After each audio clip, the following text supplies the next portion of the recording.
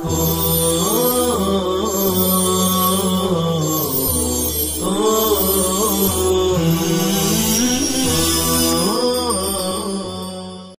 اللہ الرحمن الرحیم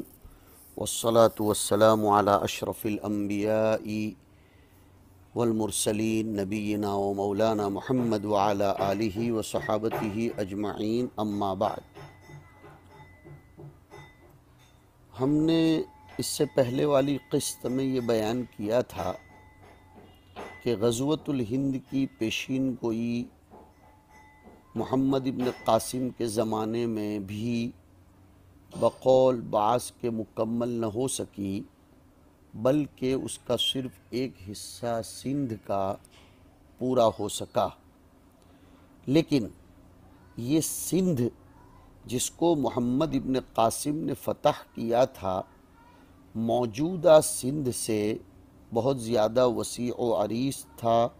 جو آپ کو اس کے حدود سنائے گئے۔ علامہ ابن کثیر رحمۃ اللہ علیہ نے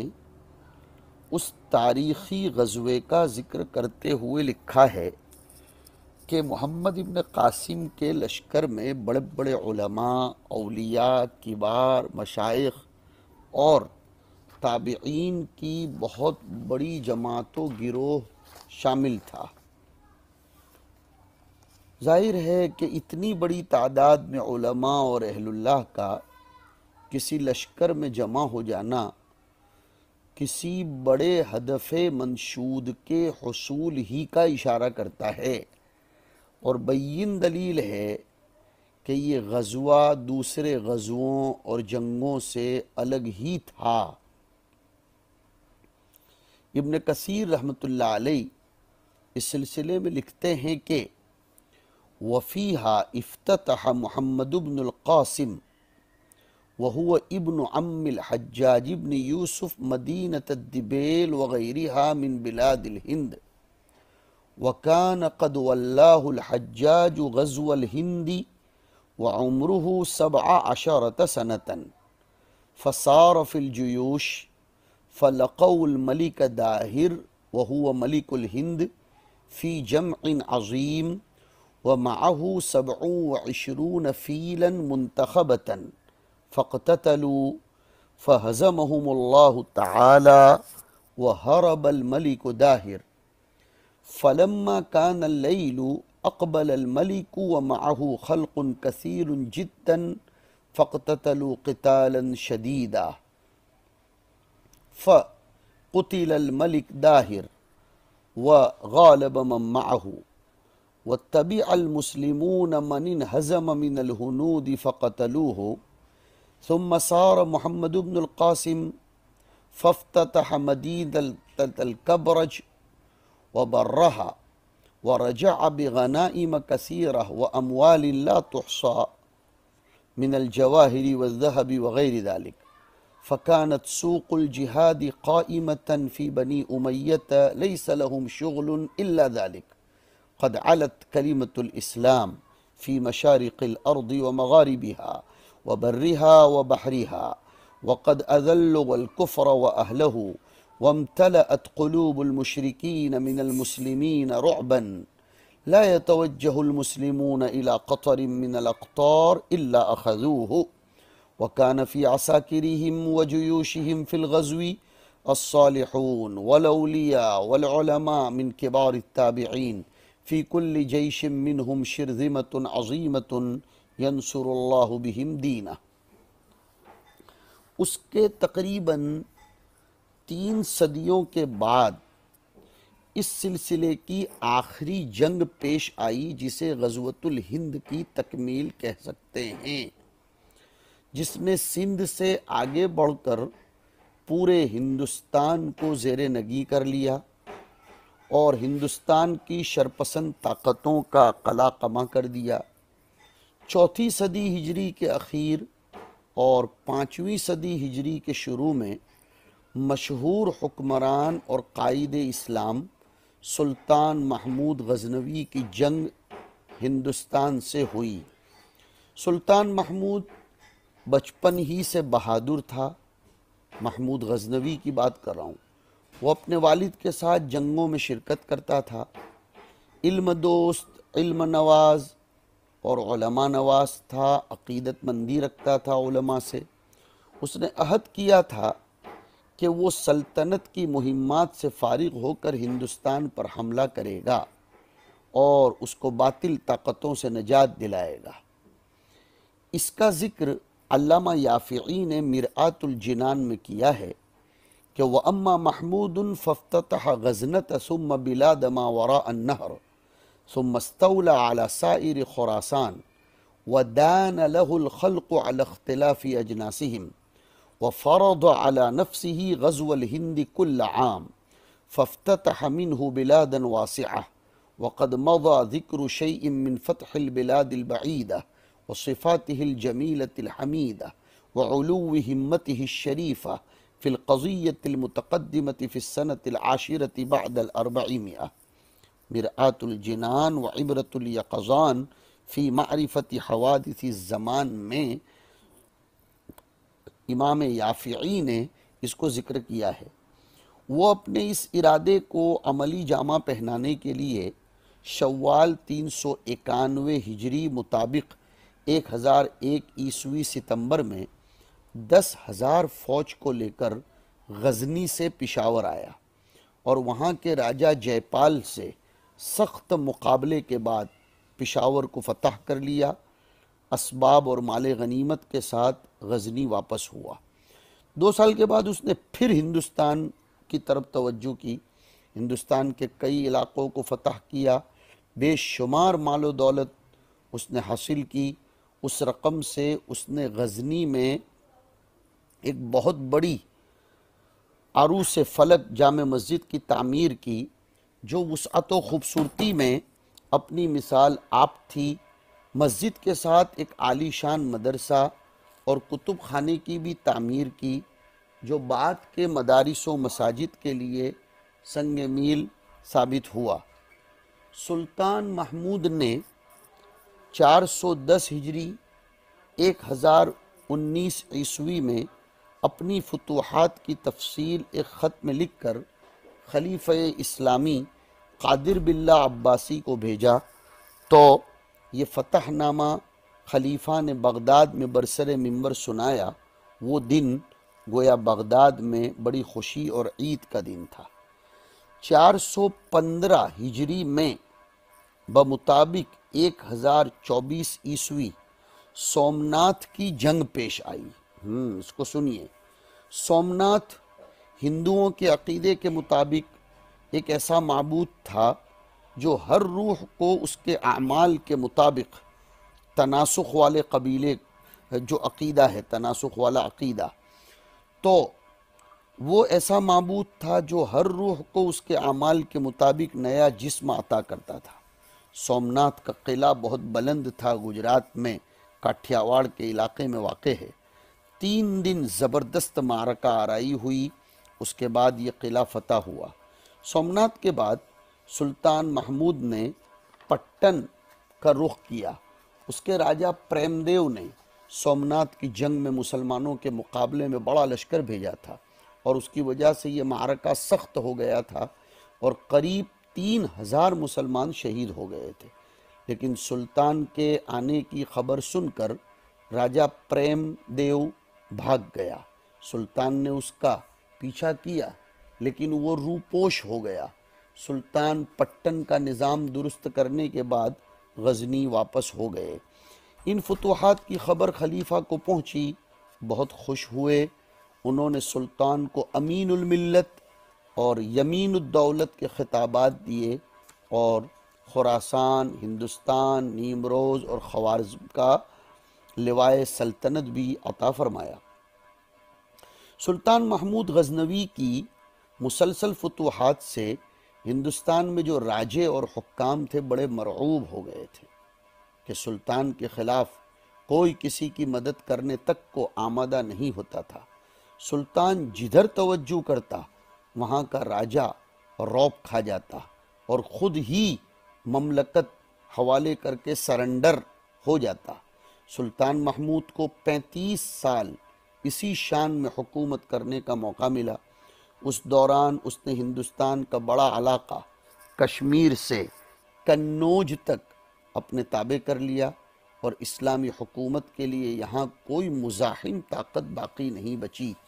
سلطان محمود کی وفات 23 ربیع الثانی 421 ہجری مطابق 5 مئی 1003 عیسوی کو ہوئی۔ مورخ ابن خلدون نے سلطان محمود کی فتوحات اور ہندوستانی راجاؤں پر اپنی تاریخ میں اس کے رعب و ہیبت کا ذکر کرتے ہوئے لکھا ہے۔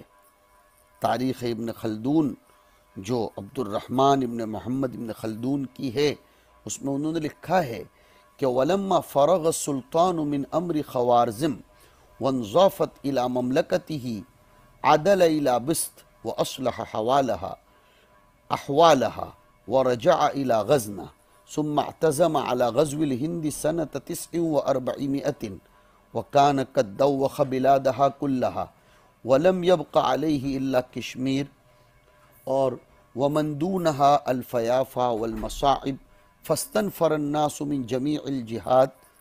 اور لکھتے لکھتے پھر انہوں نے یہی باتیں اخیر تک لکھی۔ اس طرح محمد ابن قاسم کے غزوہ سندھ کے 300 سال بعد غزوۃ الہند کی پیشین گوئی بھی پوری ہو گئی۔ سلطان محمود کی اس جنگ کا تذکرہ حدیث غزوۃ الہند کے آخری مصداق کے طور پر علامہ ابن کثیر نے اپنی تصانیف میں کیا ہے۔ البدایہ میں وہ لکھتے ہیں کہ وقد غزا الملک الکبیر الجلیل محمود ابن سبکتگی صاحب غزنہ فی حدود 400 بلاد الہند فدخل فیہا وقتل واسر وسبا وغنم ودخل سومنات وکسر الند الاعظم الذي يعبدونه واستلب سیوفہ وقلائدہ ثم رجع سالما مؤیدا منصورا۔ النہایہ میں بھی انہوں نے ان سب چیزوں کا ذکر فرمایا ہے۔ اس سے اندازہ ہوتا ہے کہ ان طویل معرکوں میں فیصلہ کن جنگ دو تھیں، ایک پہلی صدی ہجری میں محمد ابن قاسم کی، اور دوسری چوتھی صدی ہجری میں امین الملت یمین الدولہ سلطان محمود غزنوی کی۔ نواب صدیق حسن خان بھی اسی کی طرف رجحان رکھتے ہیں کہ فتح ہندوستان ان دونوں جنگوں کی رہین منت ہے۔ باقی ان سے پہلے چھوٹے چھوٹے غزوات نے بھی زمین سازی کا، میدان کو ہموار کرنے کا کام کیا، اور اس طرح سب کے اشتراک سے غزوۃ الہند و سندھ کی پیشین گوئی پوری ہوئی۔ انہی معرکوں نے سندھ و ہند کی قسمت کا فیصلہ کیا اور اس ملک کو طاغوت کے تسلط سے آزاد کرایا۔ ان کے بعد اس ملک میں اسلامی حکومت کے قیام کے لیے مسلمانوں کو کوئی زیادہ مزاحمت کا سامنا نہیں کرنا پڑا، اس لیے قدرتی طور پر یہی جنگیں غزوۃ الہند والی حدیث کی مصداق کہی جا سکتی ہیں، اور ان جنگوں کے ساتھ ہی حضور اکرم صلی اللہ علیہ وسلم کی پیشین گوئی کی تکمیل ہو گئی۔ اس کے بعد ہونے والی جنگوں کا اس پیشین گوئی سے کوئی تعلق نہیں ہے، وہ ایک الگ پس منظر میں وقوع پذیر ہوئیں یا ہوں گی۔ کسی بھی پیشین گوئی کا تعلق واقعے سے ہوتا ہے، اور کوئی بھی واقعہ اپنے وجود میں تعدد کا امکان نہیں رکھتا، اس لیے ایک قسم کی ہر جنگ پر اس کا اطلاق نہیں کر سکتے ہیں۔ جہاں تک ان روایات کا تعلق ہے جن میں غزوہ ہند کے واقعے کو سیدنا عیسیٰ علیہ السلام کی آمد سے مربوط بتایا گیا ہے، جیسے کہ حضرت ابو ہریرہ کی روایت میں گزر چکا کہ جب یہ اسلامی لشکر غزوہ ہند سے فارغ ہو کر واپس آئے گا تو اس کی ملاقات شام میں حضرت عیسیٰ علیہ السلام سے ہوگی۔ اس سے معلوم ہوتا ہے کہ غزوہ ہند ابھی پیش آنا باقی ہے، اس کا ظہور حضرت عیسیٰ کی تشریف آوری کے ساتھ ہوگا، لیکن یہ خیال غلط ہے، اس لیے کہ اس موضوع کی صحیح ترین روایت روایت ثوبان رضی اللہ تعالیٰ عنہ ہے، اس میں صرف دو الگ الگ جماعتوں کا ذکر ہے، ایک اس جماعت کا جو ہندوستان سے جنگ کرے گی، اور دوسری اس جماعت کا جو حضرت عیسیٰ علیہ السلام کے ساتھ ہوگی۔ دونوں کے باہم ارتباط کا اس میں کوئی ذکر نہیں ہے۔ ارتباط کا ذکر اگر ہے تو حضرت ابو ہریرہ کی روایت میں ہے، لیکن وہ روایتیں کمزور ہیں، سند کے لحاظ سے یا تو ضعیف ہیں یا غریب ہیں یا منقطع ہیں۔ دراصل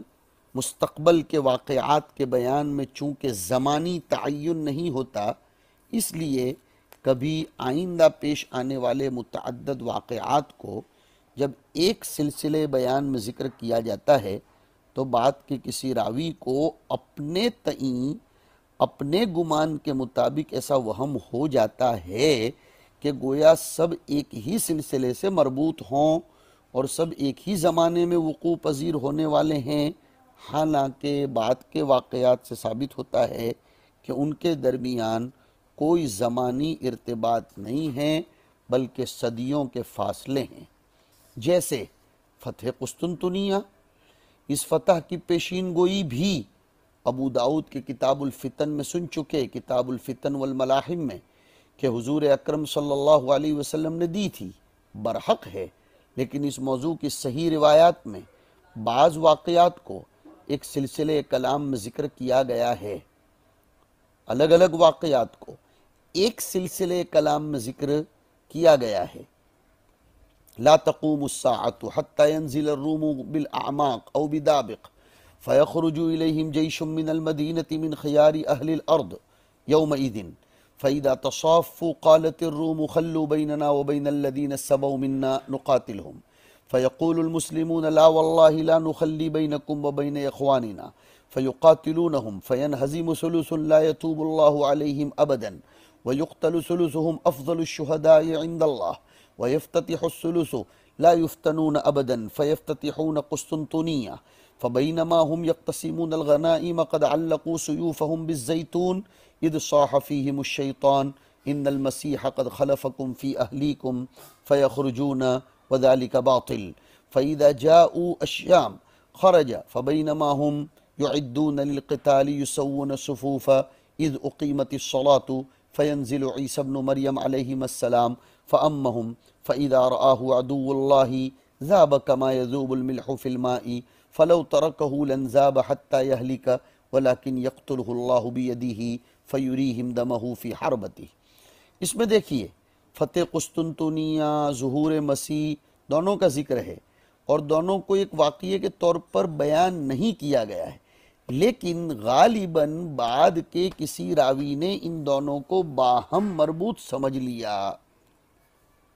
حالانکہ دونوں کے زمانے میں فرق ہے۔ امام ترمذی نے سند غریب سے حضرت انس بن مالک کا قول نقل کیا ہے کہ قسطنطنیہ کی فتح قرب قیامت میں خروج دجال کے وقت ہوگی، ترمذی میں ہے، حالانکہ خود امام ترمذی نے اس پر تبصرہ کیا ہے کہ قسطنطنیہ تو بعض صحابہ کے زمانے ہی میں فتح ہو چکا تھا، اور تاریخ اس پر شاہد عدل ہے کہ صدیوں سے آج تک قسطنطنیہ میں اسلامی حکومت قائم ہے۔ اب کیا کریں گے؟ دونوں کو مربوط کر کے بات کے راوی نے ذکر کر دیا۔ تو ایک امکان یہ ہے کہ آخر زمانے میں بھی یہ صورتحال دوبارہ پیش آئے گی جو کسی عالمگیر جنگ کا حصہ ہوگی، جیسا کہ بعض روایات میں ذکر ہے کہ 7 مہینے کے اندر 3 بڑے بڑے واقعات پیش آئیں گے، ان میں ایک فتح قسطنطنیہ کا واقعہ ہوگا۔ غزوہ ہند کے معاملے میں بھی غالباً یہی ہوا ہے۔ حضور نے اپنے بعد 2 اہم واقعات کی خبر دی تھی، بعد میں چل کر کسی راوی نے شاید اس کو اپنے خیال میں دونوں کو مربوط سمجھ لیا، لیکن یہ مربوط والی روایت بھی ضعف سے خالی نہیں ہے۔ خروج دجال کے وقت عالمگیر جنگ تو ہوگی، لیکن غزوۃ الہند نہیں۔ ظہور عیسیٰ علیہ السلام سے قبل بھی کوئی ایسا واقعہ رونما ہو، ممکن ہے، حضرت عیسیٰ کی آمد ایسے وقت میں ہوگی جب روئے زمین میں ہر طرف افراتفری مچی ہوگی، دجالی طاقتیں بڑے عروج پر ہوں گی۔ عین ممکن ہے کہ ہندوستان بھی اس سے متاثر ہو، اور اسی کی اصلاح کے لیے اللہ پاک کسی جماعت کو کھڑا کرے گا۔ بعض روایتوں میں ہے کہ یہ لشکر بیت المقدس سے روانہ ہوگا، اور یہ لشکر مشرق و مغرب سب فتح کر لے گا۔ خروج دجال تک اس کا قیام ہندوستان ہی میں رہے گا، پھر اس کی واپسی بیت المقدس ہی ہوگی، اور اس کو جو مال غنیمت حاصل ہوا ہوگا اس سے وہ بیت المقدس کی تحسین و تزئین کا کام انجام دے گا۔ ظاہر ہے کہ یہ خروج دجال کے وقت کے واقعات ہیں، ان کا غزوۃ الہند سے کوئی تعلق نہیں ہے، اس لیے کہ روایت میں صاف طور پر کہا گیا ہے کہ یہ لشکر ہندوستان ہی نہیں بلکہ شرق و غرب سب پر قبضہ کر لے گا، اور ہندوستان میں اپنا پڑاؤ خروج دجال تک ڈالے رہے گا۔ لیکن بعد کے راوی نے غلط فہمی سے اس کو غزوۃ الہند سے جوڑ دیا، حالانکہ اس میں غزوۃ الہند کا نہیں بلکہ غزوۃ العالم یعنی عالمی جنگ کا ذکر ہے جو خروج دجال کے وقت متوقع ہے۔ نعیم ابن حماد نے کتاب الفتن میں جو روایت نقل کی ہے وہ اسی خلط ملط پر مبنی ہے، لہذا صحیح ترین روایات میں جس غزوۃ الہند کی پیشین گوئی کی گئی ہے تاریخی حقائق کے مطابق، وہ پیشین گوئی صدیوں پہلے جمہور کے کہنے کے مطابق محمد ابن قاسم کے ہاتھوں اور بعض علماء کی تحقیق کے مطابق غزنوی کے ہاتھوں پوری ہو گئی۔ قرب قیامت میں پیش آنے والے فتنوں اور ہنگاموں سے غزوۃ الہند کا کوئی تعلق نہیں ہے، واللہ اعلم بالصواب۔ ہمارے علماء کی تحقیق اسی قسم کی ہے، اور اس سے ہمیں کافی تشفی اور اطمینان بھی ہوتا ہے۔ اللہ رب العزت صحیح حقیقت سمجھنے کی ہم سب کو توفیق نصیب فرمائے، وصلی اللہ علی النبی الکریم۔